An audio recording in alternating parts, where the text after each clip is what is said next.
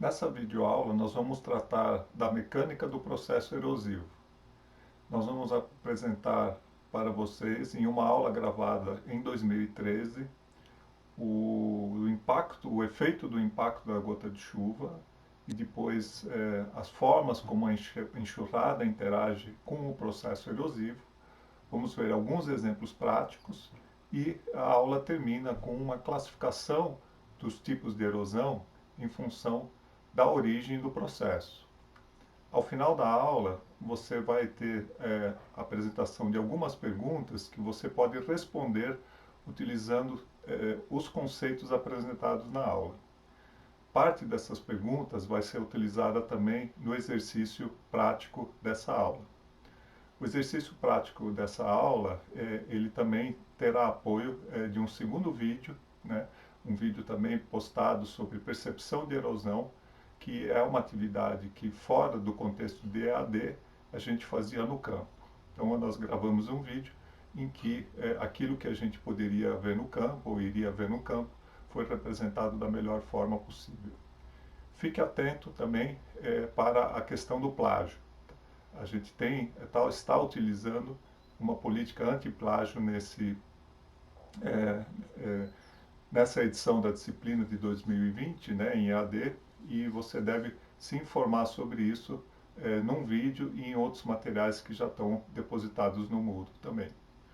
Então vamos para essa aula que foi gravada em 2013 e não há nenhuma alteração de conteúdo necessária por ser uma aula muito conceitual, uma aula básica em que os conteúdos e as referências da aula são ainda atuais. Os materiais projetados durante essa aula também estão disponíveis já na forma de um arquivo em que você vai ter os slides que são utilizados normalmente quando essa aula é apresentada em sala de aula. Tenha uma boa aula.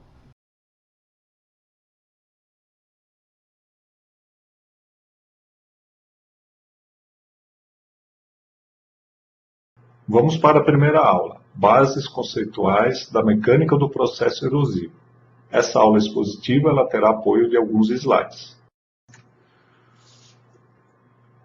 Nesse módulo, vamos tratar apenas da erosão acelerada do solo, que é aquela provocada pela ação do homem sobre o ambiente. Em condições naturais, com exceção dos climas semiáridos, ocorre muito pouca erosão, ou pela ausência de agente erosivo, no caso dos climas mais secos ou áridos, ou pela vegetação que controla a erosão nos climas mais úmidos. Com a interferência do homem no ambiente, principalmente pela alteração do solo ou pela remoção da superfície, da cobertura da superfície do solo no cultivo agrícola, pode haver uma aceleração muito grande do processo erosivo. Essa aceleração ela vai se dar sempre pela interação de uma chuva de grande intensidade, como essa representada nesse slide, com a superfície do solo. As precipitações intensas interagem com o solo, alterando a sua superfície. Nesse slide, nós vemos uma primeira imagem, um solo argiloso logo após o seu cultivo. A estrutura do solo está bastante preservada e representada por agregados estáveis e de tamanho relativamente grande. O impacto das gotas de chuva da precipitação intensa sobre a superfície do solo desprende material desses agregados, que posteriormente é transportada pelo excesso de precipitação que não se infiltrou no solo, que vamos denominar de enxurrada. Após a chuva, que é a última imagem, nós já vemos uma superfície aplanada, lisa e com vários pontos de deposição de sedimentos que são representados pelas áreas mais brilhantes da imagem. O que nós temos até o momento? Uma chuva intensa e a superfície do solo, e a interação entre esses dois fenômenos. As chuvas pouco intensas não se relacionam com a erosão do solo, por provocar muito pouco desse processo. A maior parte da erosão do solo vai se concentrar em alguns eventos de grande intensidade. Então, o próximo passo é a gente compreender um pouco melhor o que acontece na mecânica de interação entre a precipitação intensa e a superfície do solo. E nesse sentido, nós vamos separar duas fases. Uma delas é o impacto da gota de chuva e a outra fase é a movimentação do excesso de precipitação que não infiltrou no solo sobre a sua superfície na forma de enxurrada. A erosão se inicia pelo impacto da gota de chuva sobre a superfície do solo, desprendendo o material dos agregados. O slide mostra uma referência básica sobre esse assunto, na qual os autores simularam matematicamente, através de equações vetoriais, o impacto de uma gota esférica de água sobre uma superfície rígida. O impacto das gotas de chuva sobre o solo não segue exatamente esse modelo. O solo não é uma superfície completamente rígida. Ele vai sofrer deformações pelo próprio impacto da gota de chuva. E as gotas de chuva não são perfeitamente esféricas, nem uniformes. Mas esse modelo simplificado, ele vai ilustrar, passo a passo, alguns fenômenos que são importantes de serem observados e entendidos para compreender como se dá o desprendimento de material dos agregados durante o processo de erosão natural. Nessa imagem, nós vemos graficamente a aplicação das equações vetoriais simulando uma gota de 4 milímetros de tamanho. Esse tamanho é um tamanho médio das gotas das chuvas de grande intensidade. A trajetória dessa gota vai se dar a 10 metros por segundo, que também é a velocidade de equilíbrio, a velocidade terminal de gotas grandes em direção à superfície do solo. Nas figuras, pequenas setas indicam a velocidade, a direção e o sentido de deslocamento da água dentro da gota. Quanto maior as setas, maior a velocidade. Na primeira imagem, nós vemos o impacto da gota de chuva sobre a superfície, 0,4 microsegundos após o impacto.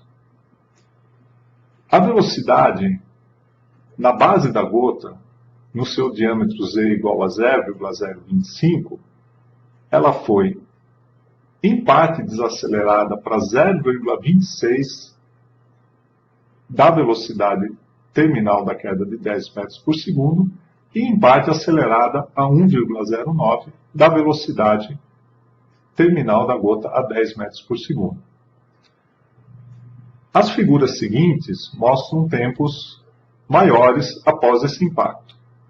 A zona de contato da superfície com a gota aumenta. E, no tempo 10,6 microsegundos, também na base da gota, nós já vemos uma desaceleração praticamente completa do fluxo de água dentro da gota, no ponto inicial de contato, e uma aceleração ao dobro da velocidade de queda de 10 metros por segundo na parte mais distante do impacto.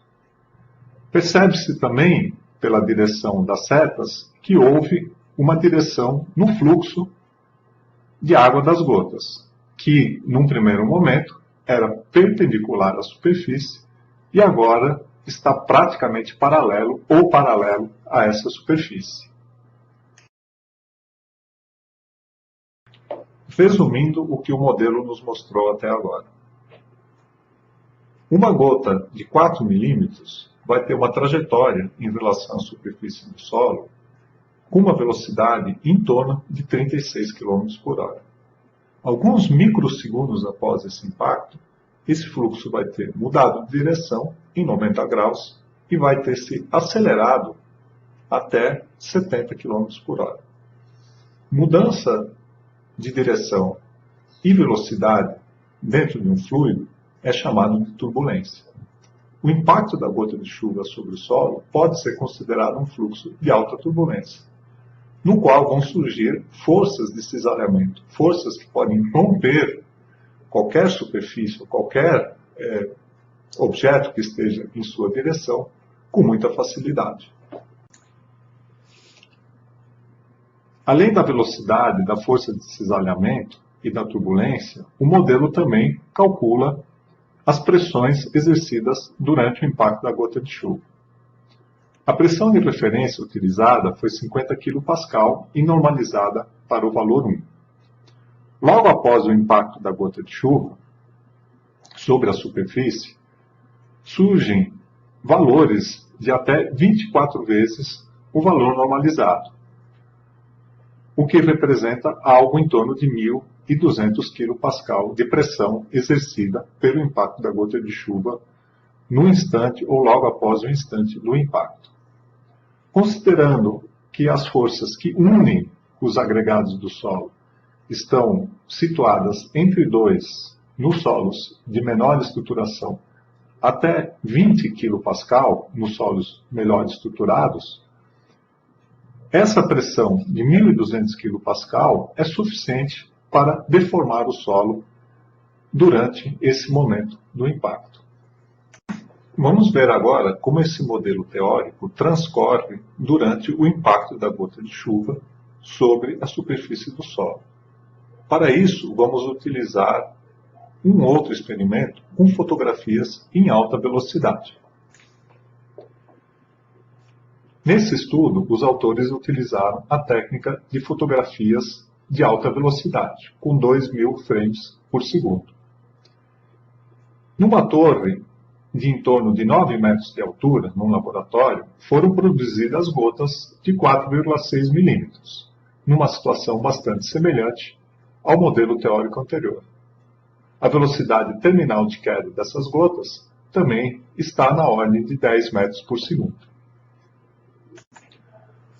Como alvo, essas gotas tinham solos com potencial mátrico variando entre 1 e 20 kPa e também com densidades distintas. Os solos de menor potencial mátrico apresentam resistência ao desprendimento de material menor.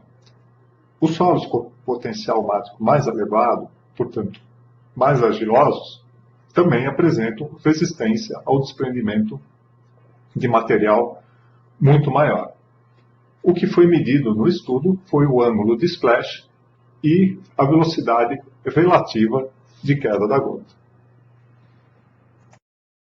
Os resultados desse estudo foram representados pelas fotografias que nós vemos na parte A da imagem e por um modelo esquemático do impacto da gota de chuva sobre a superfície. No caso, estamos representando um solo de baixo potencial mátrico, portanto, suscetível ao desprendimento de material. No esquema, nós vemos a parte de compressão exercida no momento do impacto, deformando a superfície do solo, devido às zonas de alta pressão que surgem no contato do solo com a gota. Também como no modelo teórico, logo após essa deformação decorrente da compressão do solo, surge a turbulência, representada esquematicamente através da mudança de direção e de velocidade na base de contato da gota com o solo. Essa mudança de fluxo, essa turbulência, provoca cisalhamento. Esse cisalhamento ele pode ser observado na última fotografia da seção A, no qual o material que é arremessado para fora do ponto de impacto da gota de chuva já é tanto a água como o material desprendido que se encontra dissolvido nela. Esses dois estudos demonstram claramente como se dá a fase de desprendimento de material devido ao impacto da gota de chuva sobre o solo. As velocidades envolvidas são muito grandes, assim como são as pressões. O solo se deforma pelo impacto e surge um fluxo de alta turbulência na zona de contato entre o solo e a água em movimento. Com isso, o material dos agregados do solo, tanto a fase iônica como os colóides, eles podem ser dissolvidos ou ficar em suspensão no fluxo de enxurrada. Vamos ver a seguir um outro exemplo, um outro experimento que demonstra a suspensão de material. Os materiais são simples, são 2 copos com água, 2 agregados de solo argiloso e uma colher. Primeiramente, nós vamos colocar os agregados do solo dentro dos copos e começar a marcar o tempo. Sem mexer com a colher, os agregados ficam estáveis e o material fica depositado no fundo do copo. No máximo, os agregados se desfazem um pouco, depositando o material numa extensão um pouco maior no fundo do copo.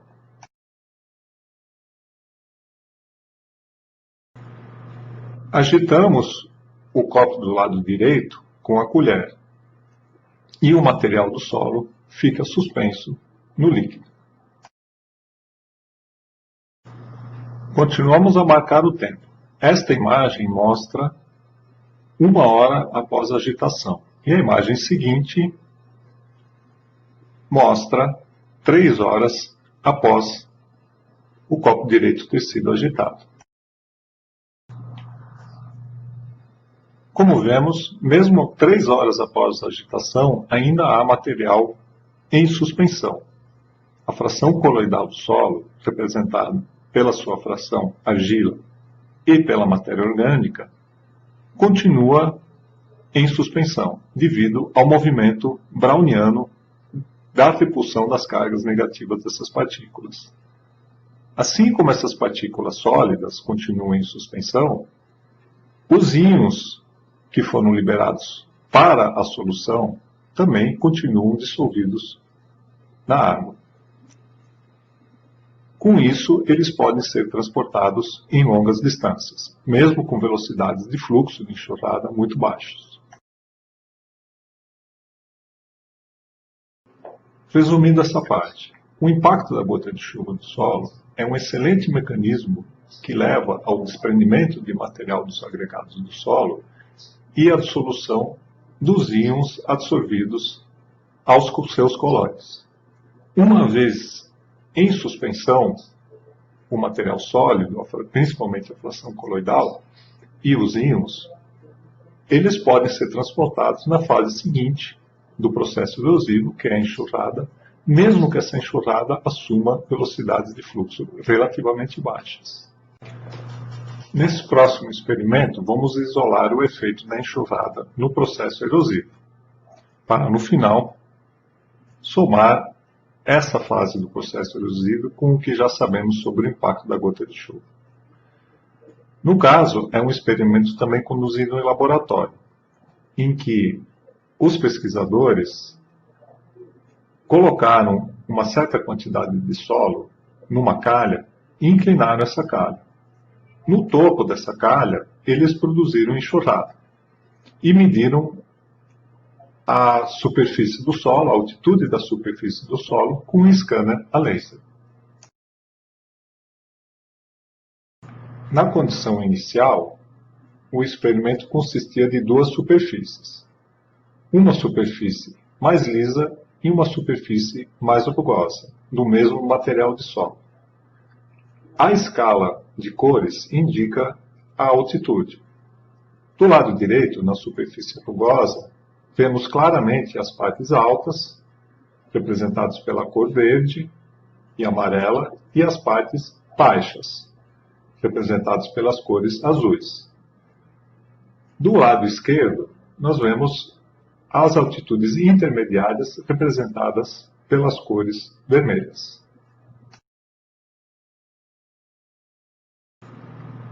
Após algum tempo de formação de enxurrada, as superfícies foram alteradas. Essa figura mostra essa alteração, assim como os valores estimados de erosão, tanto na superfície inicialmente lisa, como na superfície inicialmente rugosa. Dê uma olhada nas figuras e nos números e tente chegar a alguma conclusão.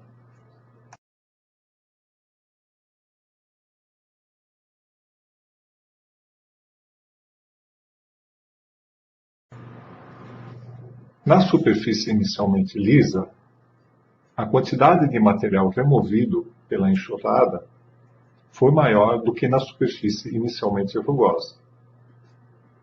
Os motivos para isso são a maior concentração de enxurrada na área deprimida da superfície inicialmente lisa. É fácil notar nas figuras que essa área é menor do que na superfície inicialmente rugosa e concentrada no meio da calha. Considerando que a quantidade de enxurrada aplicada foi a mesma, se a superfície de escoamento for menor, a velocidade de fluxo também será maior.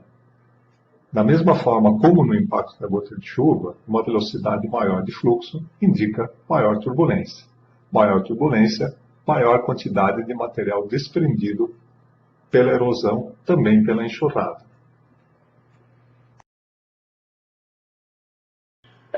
Juntando essas duas ideias, podemos ver que a enxurrada no processo erosivo apresenta duas funções. A primeira delas é o transporte do material, desprendido pelo impacto da gota de chuva. Esse transporte ele se dará mesmo em fluxos de baixa velocidade de enxurrada, pelo fato dos colóides e do material iônico estar ou dissolvido ou em suspensão nessa enxurrada em movimento. Caso a enxurrada atinja uma velocidade de fluxo maior, principalmente quando ela se concentra, ela passa também a ter um papel de remoção de material do solo. O fluxo da enxurrada, uma vez concentrado, também passa a ser turbulento e, com isso, apresenta capacidade de desprendimento de material do solo semelhante àquele do impacto da gota de chuva. Nessa imagem, vemos 3 fotografias de escoamento de enxurrada em fluxo turbulento dentro de um sistema de escoamento de terraços de drenagem.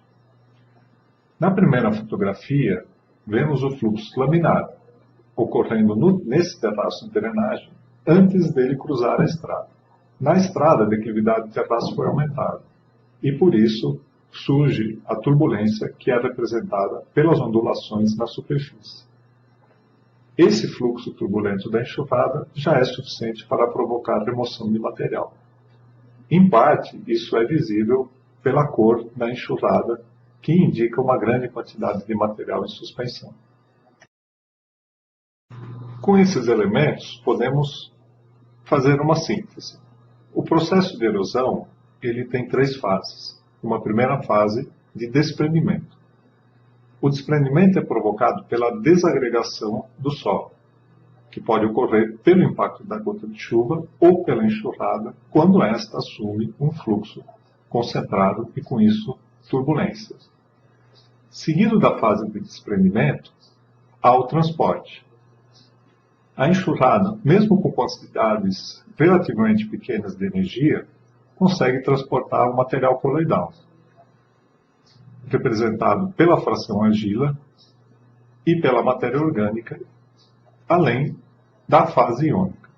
O material desprendido mais grosseiro, a areia ou os agregados, que não foram desagregados durante a fase de desprendimento, eles vão ser depositados à medida que a energia cinética disponível para o transporte varia ao longo do percurso dessa enxurrada. Essas deposições, tanto as mais distantes do material coloidal, das frações iônicas e da matéria orgânica, ou as deposições mais próximas do material grosseiro, elas vão ocorrer na última fase da erosão, que é a fase da deposição do material. A erosão do solo, então, ela tem claramente 3 fases. Desprendimento, provocado pela desagregação do material, transporte em decorrência do movimento da enxurrada e a deposição do material assim que a energia para o transporte diminui. Vamos agora ver uma imagem que sintetiza toda essa discussão que tivemos sobre a mecânica do processo erosivo. Na parte de baixo, vemos uma área recentemente cultivada e plantada com Crotalaria juncea. O evento erosivo ocorreu antes da área ser coberta pela cultura. As setas vermelhas indicam áreas de concentração de enxurrada. Claramente fica visível que o desprendimento de material ocorreu de uma forma muito concentrada no fluxo turbulento dessa enxurrada. As áreas indicadas pelas setas pretas indicam situações em que o desprendimento ocorreu devido ao impacto da gota de chuva, mas não houve uma concentração de enxurrada muito grande. Essa região é denominada de região de sulcos. Os sulcos indicam a região em que ocorre o movimento da enxurrada, porém com pouca concentração de fluxo, sem turbulência.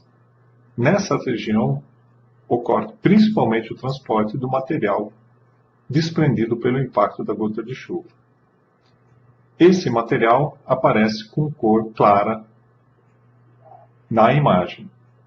A areia que atribui essa cor clara a essa superfície, ela foi redepositada ao longo dessa região de sulcos, não atingindo as zonas de deposição final que aparecem nessa imagem dentro dos terraços que interceptaram o fluxo. Vamos fechar essa primeira aula do curso com uma classificação da erosão que leva em consideração os diferentes processos mecânicos que levam à sua ocorrência. A primeira forma de erosão ocorre com o desprendimento causado pelo impacto da gota de chuva e o transporte na região de sulcos por uma enxurrada com um fluxo pouco concentrado. Essa forma de erosão vai ser denominada de erosão laminar. A enxurrada, quando dispersa, ela vai ocorrer de forma não recorrente, isso é, ela não se concentra sempre nas mesmas posições do relevo.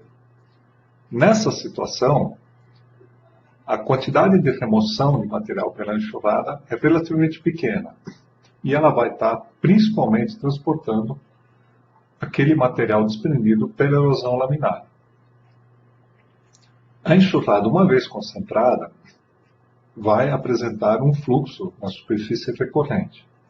A cada evento de precipitação, ela vai reincidir nas mesmas regiões de concentração de fluxo e, pela sua concentração, vai apresentar um fluxo bastante turbulento. Nesse caso, a quantidade de material desprendido é bastante grande. Nessas situações, nós vamos denominar a erosão em fossorocas, que vão ser classificadas como efêmeras, caso operações agrícolas convencionais de preparo de solo ainda consigam nivelar o terreno, e permanentes se, para o nivelamento do terreno, se esse for o caso, forem necessárias operações que não as operações agrícolas convencionais. Nessa primeira aula, nós vimos um pouco sobre a mecânica do processo erosivo e a forma de classificar a erosão em função de sua origem. Esses conhecimentos eles vão ser utilizados nas próximas aulas, em que nós vamos analisar os impactos da erosão e o seu controle. Vejamos agora o tipo de pergunta que você deve ser capaz de responder com aquilo que discutimos nessa aula. A erosão no solo produz impactos negativos no meio ambiente e também nos cultivos agrícolas. Quais das formas de erosão do solo que nós descrevemos estão mais relacionadas a cada tipo de impacto? A erosão do solo pode ser controlada através do aumento de sua resistência ao processo erosivo, principalmente por práticas que promovam a sua estruturação ou a melhoria da infiltração da água no seu perfil. Outra técnica é a cobertura do solo, tanto pelas culturas como pelos seus restos. E uma terceira possibilidade é a redução do volume da enxurrada ou da possibilidade de sua concentração. Pense sobre como cada um uma dessas formas de controle de erosão atua nas classes de erosão que nós definimos. Simplifique os conceitos discutidos nessa aula de uma forma que isso possa ser utilizado em iniciativas de extensão rural junto a agricultores. Quais formas de erosão são mais frequentemente associadas a cultivos anuais e quais ocorrem mais frequentemente em pastagens? É possível fazer uma generalização sobre isso? Os conceitos para responder essas perguntas foram apresentados nessa aula. Se você teve dificuldade para responder alguma dessas perguntas, reveja a aula, consulte a bibliografia recomendada, discuta com seus colegas ou traga as suas dúvidas para a sala de aula.